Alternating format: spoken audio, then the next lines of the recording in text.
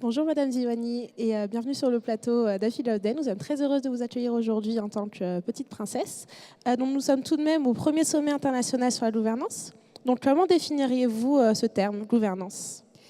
Merci beaucoup de votre accueil. Je suis très heureuse d'être là ce matin pour partager aussi mes idées, ma philosophie, mon univers. Alors moi, je suis chef d'orchestre, donc du coup, c'est mon métier de devoir justement fédérer des musiciens, des équipes pour aller tous dans la même direction.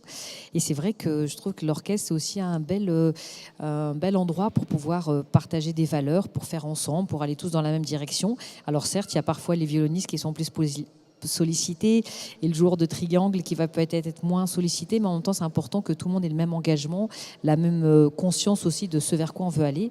Et donc du coup pour moi c'était important aussi de, même si dans cet univers de l'orchestre, le chef d'orchestre a une place très importante et le garant de l'autorité, en même temps aussi de construire un projet différent qui permette aussi à chacun de s'exprimer, même si on est dans un groupe où on doit former un collectif, mais que chacun puisse aussi exister individuellement par à la fois son travail de musicien, mais aussi son implication dans la vie de l'orchestre d'une façon générale, et d'être aussi un projet qui soit plus ouvert sur le monde, plus connecté au monde du numérique, aux autres cultures, aux autres arts, et plus connecté aux différents public, et notamment dans ce métier où habituellement l'univers de la musique symphonique n'est pas forcément très riche de toutes ces diversités. Moi, je voulais faire en sorte que cette diversité elle soit présente, soit dans mes équipes, soit dans justement les publics qui sont présents à nos concerts, et aussi dans notre démarche artistique. Et du coup, pour moi, la gouvernance, c'est ça, c'est de pouvoir à la fois donner une direction, impulser une dynamique, mais aussi laisser à chacun l'occasion de s'exprimer et d'être autonome. Alors voilà, c'est un équilibre qui n'est pas toujours simple, mais en même temps, c'est aussi passionnant de garder ce fil rouge dans la vie du projet. D'accord. Merci. D'accord. Et vous parlez notamment de fédérer vos musiciens. Quels sont les moyens concrets que vous utilisez pour ça et pour mettre en œuvre cette gouvernance optimale?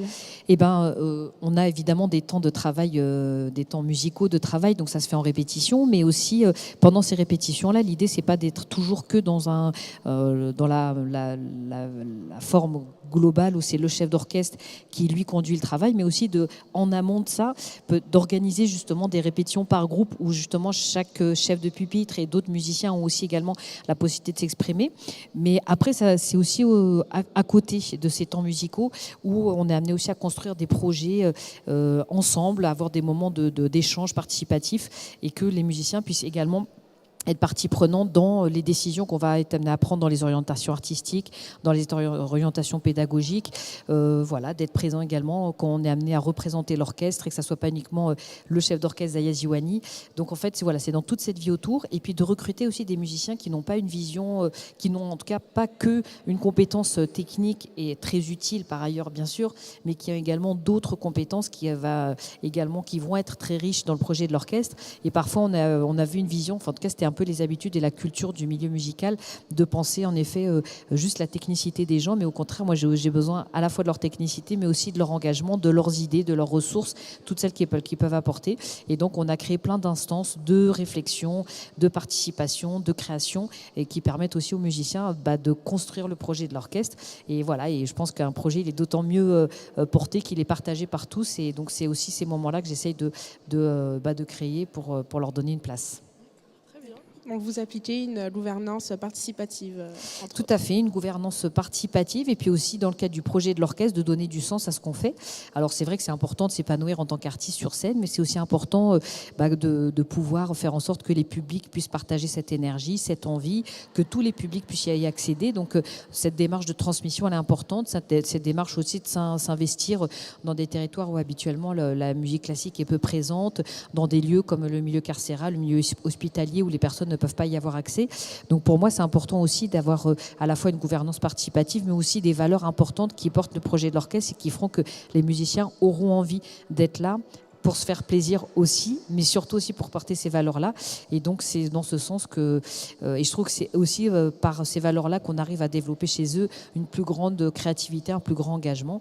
Et donc, je mise aussi beaucoup sur ces aspects-là. Et c'est vrai que cette identité qu'on s'est créée tous ensemble autour du projet de l'Orchestre Divertimento nous a permis, malgré notre jeune âge comme orchestre et nos peu de moyens par rapport aux autres grosses institutions, de se faire une place dans le milieu musicale nationale et internationale parce que justement on a su développer des idées plus créatives et plus originales. D'accord. Et du coup, pour vous, qu'est-ce qui vous a motivé en fait à venir à ce sommet international ? Moi, je trouvais intéressant justement qu'on puisse s'interroger sur ces thématiques-là. Alors c'est vrai que parfois, quand on est entrepreneur, et c'est un peu mon cas, c'est-à-dire que je suis chef d'orchestre, mais j'ai aussi créé cet orchestre, donc dans toutes ces dimensions artistiques, pédagogiques, financières, de management organisationnel. Et parfois, on a un petit peu la tête dans le guidon. Et c'est vrai que c'est bien aussi de pouvoir partager parfois ces réflexions-là avec d'autres personnes et puis de voir qu'en fait, c'est des réflexions qui sont très transversales et que l'on s'oppose dans plein de domaines différents. Et parfois, ces valeurs-là, je me rends compte que finalement, il y en a beaucoup qui sont aussi en recherche, que ce soit dans des entreprises petites, moyennes, grandes, dans les institutions. Et je trouve qu'en effet, c'est un tournant qui est important et qu'il ne faut pas se poser que uniquement dans le monde du travail, mais que ça peut être aussi dans le milieu culturel et dans plein d'autres. Et donc, du coup, le fait de voir qu'il y avait un sommet avec des personnes très différentes qui venaient aussi, enfin, toute cette diversité, c'est aussi ça que je trouve la richesse de notre monde.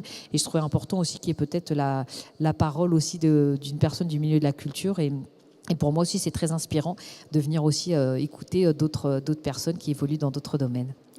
D'accord. Eh bien, merci beaucoup d'avoir répondu à nos questions et on vous souhaite une belle journée. Merci beaucoup et puis beaucoup de réussite à tous. Merci.